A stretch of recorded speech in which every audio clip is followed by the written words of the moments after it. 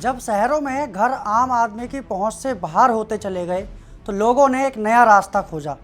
नोएडा, गुरुग्राम, दिल्ली, मुंबई जैसे शहरों में जब फ्लैट 1 से 2 करोड़ से नीचे मिलना मुश्किल हो गया, तब मध्यम वर्ग यानी कि मिडिल क्लास की नज़र शहर से बाहर यानी कि गांव और आउटर इलाकों की ज़मीन पर पड़ी। लोगों को लगा कि गांव की ज़मीन सस्ती है, खुली भी है, भविष्य में शहर बढ़ेगा तो दाम कई गुना हो जाएंगे और एक दिन वही ज़मीन सोने की खान बन जाएगी। यही सोच आज लाखों लोगों को सबसे बड़े कानूनी झमेले में फंसा चुकी है। गांव की ज़मीन का ये खेल देखने में आसान तो लगता है, लेकिन असल में यही भारत का सबसे बड़ा और सबसे खतरनाक प्रॉपर्टी फ्रॉड बन चुका है। शहर के मुकाबले गाँव के ज़मीन का सिस्टम बिल्कुल अलग होता है। यहाँ फ्लैट की तरह साफ रजिस्ट्री, सोसाइटी, ओनरशिप और बैंक लोन की व्यवस्था नहीं होती। गाँव की ज़मीन खेती, आबादी, चारागाह, तालाब, रास्ता और सरकारी उपयोग जैसी कई श्रेणियों में बटी होती है। आम आदमी को इन बारीकियों की समझ नहीं होती है और इसी अज्ञानता का फ़ायदा दलाल, कॉलोनाइजर और भूमाफिया उठाते हैं। कागजों में जब सब कुछ सही दिखाया जाता है, लेकिन असल में ज़मीन की स्थिति कुछ और ही होती है। सबसे पहले बात करते हैं लाल डोरा ज़मीन की।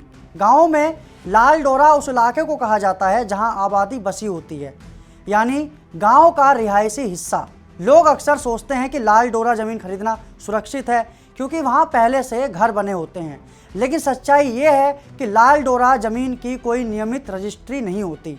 वहां मालिकाना हक पुराने रिकॉर्ड, पंचायत के कागज़ या फिर कब्जे के आधार पर चलता है। कानून की नज़र में लाल डोरा ज़मीन पर खरीद फरोख्त बेहद सीमित और जोखिम भरी होती है। ज़्यादातर मामलों में लोग सिर्फ स्टाम्प पेपर या एग्रीमेंट पर लाखों रुपए दे देते हैं, लेकिन सालों बाद पता चलता है कि वो ज़मीन कानूनी तौर पर बिक ही नहीं सकती थी। लाल डोरा ज़मीन का सबसे बड़ा खतरा ये है कि वहाँ मालिकाना हक साबित करना बेहद मुश्किल होता है। एक ही ज़मीन पर कई लोग दावा कर सकते हैं। गांव के पुराने बंटवारे, परिवारों के झगड़े और अधूरे रिकॉर्ड इस समस्या को और बढ़ा देते हैं। आज जिस ज़मीन पर आप घर बना लेते हैं, 10 साल बाद कोई दूसरा व्यक्ति अदालत में ये कहकर पहुंच सकता है कि वो ज़मीन उसके दादा परदादा की थी। तब कोर्ट सिर्फ भावनाएं नहीं, कागज़ देखता है और अक्सर खरीदार के पास मजबूत कागज़ नहीं होते। दूसरा बड़ा खेल खेती की ज़मीन पर प्लॉटिंग का होता है। कानून के मुताबिक खेती की ज़मीन पर सीधे मकान बनाना या प्लॉट काट कर बेचना गैर कानूनी है, जब तक कि उसका लैंड यूज बदला ना जाए। लेकिन एनसीआर, हरियाणा और पश्चिमी यूपी में हजारों एकड़ खेती की ज़मीन पर अवैध कॉलोनियाँ बस चुकी हैं। बिल्डर या दलाल खेत को छोटे छोटे प्लॉट में बांट देता है, कच्ची सड़क बना देता है और लोगों से कहता है कि कुछ साल में सब रेगुलर हो जाएगा। लोग सस्ती कीमत देखकर फंस भी जाते हैं। शुरुआत में सब ठीक भी लगता है, लोग चारदीवारी कर लेते हैं, कुछ लोग घर भी बना लेते हैं, लेकिन जैसे ही प्रशासन की नज़र पड़ती है, पूरा इलाका अवैध घोषित कर दिया जाता है। बिजली पानी कनेक्शन नहीं मिलते, रजिस्ट्री नहीं होती और कभी कभी बुलडोजर भी चल जाता है। तब पता चलता है कि जिस ज़मीन पर आपने ज़िंदगी भर की कमाई लगा दी, वो ज़मीन आज भी कागज़ों में खेत ही है। इस खेल में चकबंदी एक बहुत बड़ा जाल है। चकबंदी का मतलब होता है ज़मीन का पुनर्व्यवस्थित बंटवारा, ताकि हर किसान को एक जगह ज़मीन मिले। लेकिन कई इलाकों में चकबंदी अधूरी है या विवादों में फंसी हुई है। दलाल ऐसी ज़मीन बेच देते हैं जिनकी चकबंदी पूरी ही नहीं होती। खरीदार को बताया जाता है कि कागज़ बाद में ठीक हो जाएंगे, लेकिन जब सालों बाद चकबंदी होती है तो वही ज़मीन किसी और के हिस्से में चली जाती है। कोर्ट तब कहता है कि ज़मीन का बंटवारा सरकारी रिकॉर्ड के मुताबिक हुआ है, आपका सौदा मान्य नहीं है। रास्ता, नाला और तालाब गायब होना इस पूरे खेल का सबसे खतरनाक हिस्सा है।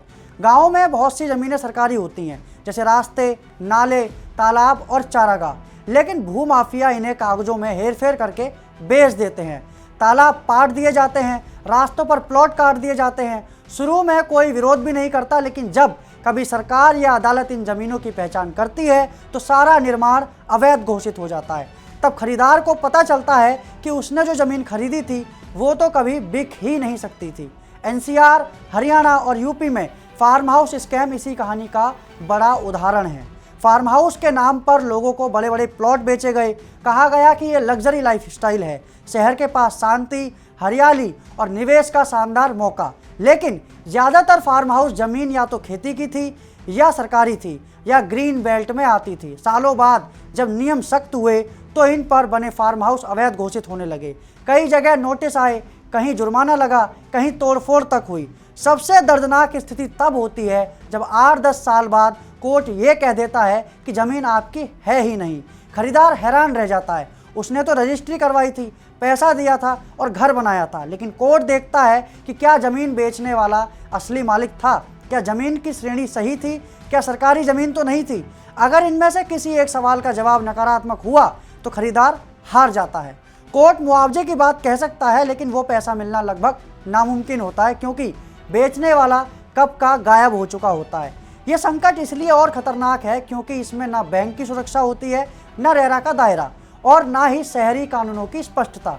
गाँव की ज़मीन में ज़्यादातर सौदे कैश, एग्रीमेंट और भरोसे पर होते हैं। यही भरोसा बाद में सबसे बड़ी कमजोरी बन जाता है।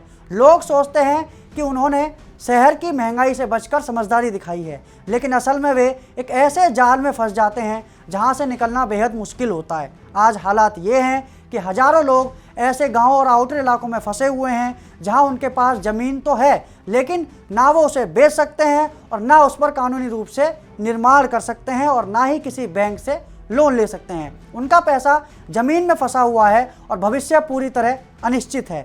ये सिर्फ शहरी नहीं बल्कि ग्रामीण अर्ध शहरी भारत का सबसे बड़ा प्रॉपर्टी संकट बन चुका है। ये मुद्दा इसलिए ज़रूरी है क्योंकि ये उस भारत की कहानी है जो शहरों की चमक से बाहर है। ये उन लोगों की कहानी है जिन्होंने शहर के महंगे सपनों से भागकर गांव की सस्ती ज़मीन में भविष्य देखा और वहां सबसे बड़ा धोखा खा गए। अगर समय रहते इस सिस्टम को समझा नहीं गया तो आने वाले सालों में गांव की ज़मीन का ये शहरी स्कैम लाखों और परिवारों की ज़िंदगी बर्बाद कर सकता है। इसलिए ऐसे ही सतर्कता देने वाली तमाम जानकारी के लिए देखते रहिए राज टीवी। नमस्कार।